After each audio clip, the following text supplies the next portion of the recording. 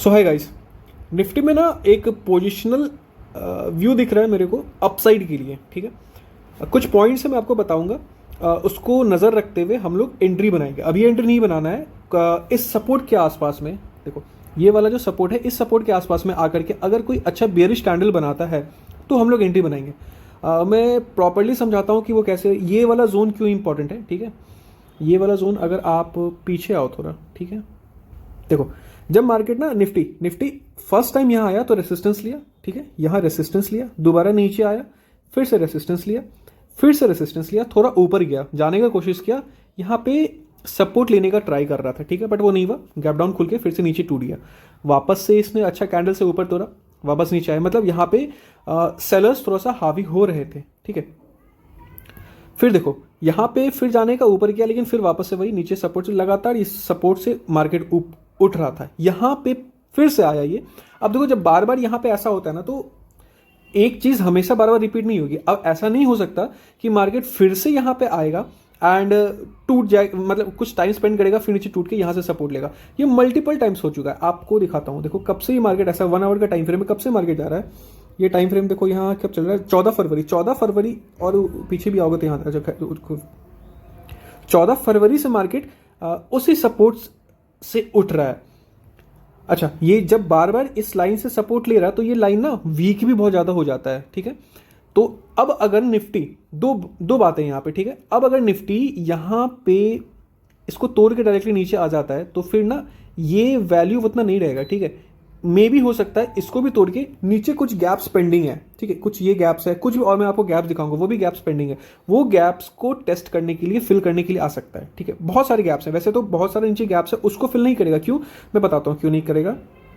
देखो ये सारे गैप्स है निफ्टी में, ये सारे गैप्स ना, इन गैप्स को कहते हैं ब्रेक अवे गैप्स। ठीक है, ब्रेक अवे गैप्स का ये मतलब हो गया कि जो जैसे कि ये गैप बना, इसमें ना ये कभी इसका देखो लो नहीं टेस्ट हुआ है, यहाँ लो टेस्ट नहीं हुआ, यहाँ लो टेस्ट नहीं हुआ, ये लो टेस्ट नहीं हुआ। ठीक है, फिर उसके बाद जो ये गैप्स बने इसका कभी लो ही नहीं टेस्ट हुआ है, तो पॉसिबिलिटीज बहुत कम होते हैं कि इन गैप्स को मार्केट फिल करने के लिए आता है। इन गैप्स को कहते हैं ब्रेक अवे गैप्स, बहुत स्ट्रांग रहता है तो फिर वहां से मार्केट निकल जाता है ऊपर। हाँ, यहां तक भले आ सकता है, क्योंकि देखो जब यहाँ पे ये टूटा तो ये लो ब्रेक हो चुका था और यहाँ पे ये सपोर्ट नहीं मिला, 21,000 के आसपास में मार्केट आ सकता है। ठीक है, वो मैं नहीं कहूँगा आएगा ये मार्केट, लेकिन आ सकता है ऐसा दिख रहा है।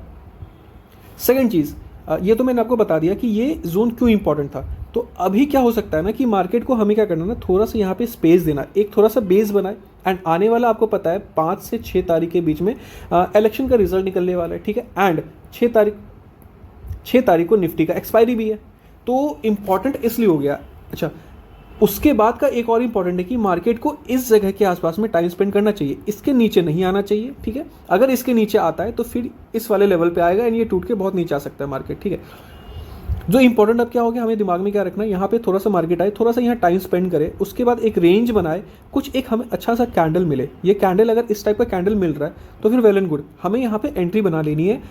मिनिमम 100 रुपये का आपको पर लॉट, 100 रुपये पर लॉट का आपको एक रिस्क लेना पड़ेगा। ठीक है, मार्केट अच्छा खासा ऊपर बुल में था, 50% का ये जोन है। ठीक है, आप अगर फिबोनाची लगाओगे तो ये एग्जैक्टली जोन आपका 50% पे पड़ता है। ठीक है, एंड ये इंपॉर्टेंट जोन भी है, तो यहाँ से मार्केट को उठने का चांसेस ज़्यादा है सीइंग द अपकमिंग इवेंट। ठीक है, क्योंकि इलेक्शन भी आ रहा है पास में, तो इसलिए ये इंपॉर्टेंट जोन है। अच्छा, अब कुछ पॉइंट्स है जो आपको अपने दिमाग में रखना है। ठीक है, वो पॉइंट्स क्या, पहला पॉइंट तो ये है कि जब निफ्टी इस जगह के आसपास में आके थोड़ा सा हवर करेगा, ठीक है, तो आपको इंडिया विक को भी ध्यान में रखना है। ये जो इंडिया विक अभी 23 के आसपास में चल रहा है, ये अगर 4 से 5 तारीख के बीच में कूल डाउन नहीं हो रहा है, मान के चलो ये 16 या 17 या फिर 15 या 14 पे नहीं जा रहा है, तो फिर ये वाला सेटअप नहीं उठाना हमें, तो हमें फिर इसको इग्नोर करना। हमें साथ में ये ध्यान रखना है कि विक्स को भी कूल डाउन होना है। जो अभी 23-24 पे चल रहा है वो हमें एटलीस्ट 15 से लेकर के 17 के बीच में मिले। अगर 15 से 17 के बीच में मिल रहा है और हमारा निफ्टी इस जगह के आसपास में है, मतलब दो चीज़ हो रही है, एक तो इंडिया विक भी कूल डाउन हो रहा है और निफ्टी अपना यहाँ पे एक बेस भी बना लेगा। अगर ये बेस बना रहा है तो फिर वेल एंड गुड, दो चीज़ अपने साथ कोलाइड हो रही है, विक्स भी डाउन हो रहा है एंड बेस भी अच्छा खासा बन रहा है, एंड एक बड़ा इवेंट भी इलेक्शन 4 से 5 के बीच में। 5 को तो बैंक निफ्टी का तो प्रीमियम से बहुत हाई, खैर उसको तो मैं देख ही नहीं रहा है, मैं निफ्टी पे इस बार ज़्यादा फोकस कर रहा हूँ। ठीक है, सो 6 तारीख को इसका ये है। अच्छा ध्यान रखना 6 तारीख का प्रीमियम को मत उठाना, ठीक है, उसके बाद का एक सप्ताह बाद का उठा लेना, हो सकता है मार्केट यहाँ पे वोलेटाइल हो जाए, आपका पूरा डिके हो जाए प्रीमियम। सो ये सब चीज़ें हैं जो हमें ध्यान रखनी है।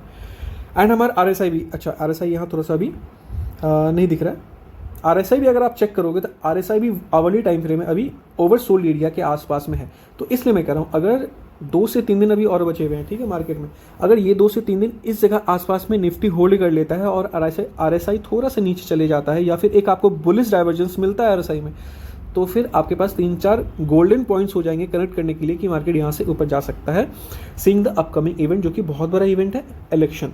ठीक है, तो यही था सेटअप तो मत कहो इसको, actually chart pattern and price action को देखते हुए हमें ट्रेड बनानी है अपनी। ठीक है, फिर से मैं बता देता हूँ, इंडिया विक को नीचे आना चाहिए, यहाँ पे थोड़ा निफ्टी अपना टाइम स्पेंड करे। RSI में अगर कोई सा भी बुलिश डाइवर्जेंस मिल गया वेल एंड गुड, एंड एक यहाँ पे एक अच्छा बुलिश कैंडल मिलना चाहिए, चाहे तो वो इंगल्फिंग कैंडल हो, स्ट्रॉन्ग बुलिश कैंडल हो, या फिर एक स्ट्रॉन्ग हैमर कैंडल हो। अगर ये 3-4 पॉइंट्स आपको दिख रहे हैं निफ्टी में, तो फिर आप एक निफ्टी में पोजीशन बना सकते हो 100 रुपये का अपना SL रखते हुए पर लॉट।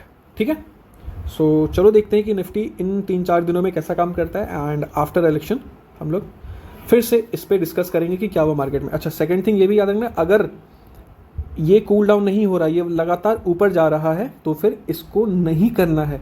अगर चाहे मार्केट फिर इस जगह के आसपास में होल्ड ही क्यों ना करे, अगर मार्केट यहाँ होल्ड कर रहा है एंड इंडिया विक्स ऊपर जा रहा है, तो फिर हम लोग बाय नहीं करेंगे। हो सकता है वहाँ से फिर मार्केट नीचे की ओर आ जाए, क्यों, ये थोड़ा वीक हो जाएगा एंड ये वीक पहले से ही है, तो मार्केट एक बहुत अच्छा डिप लगा सकता है एटलीस्ट 21,000 तक। ठीक है, क्रैश में भी आ सकता है अगर इंडिया विक कूल डाउन नहीं कर रहा है। इंडिया विक का कूल डाउन करना यहाँ से बहुत ज़रूरी है अगर मार्केट को ऊपर ले जाना है तो। ठीक है।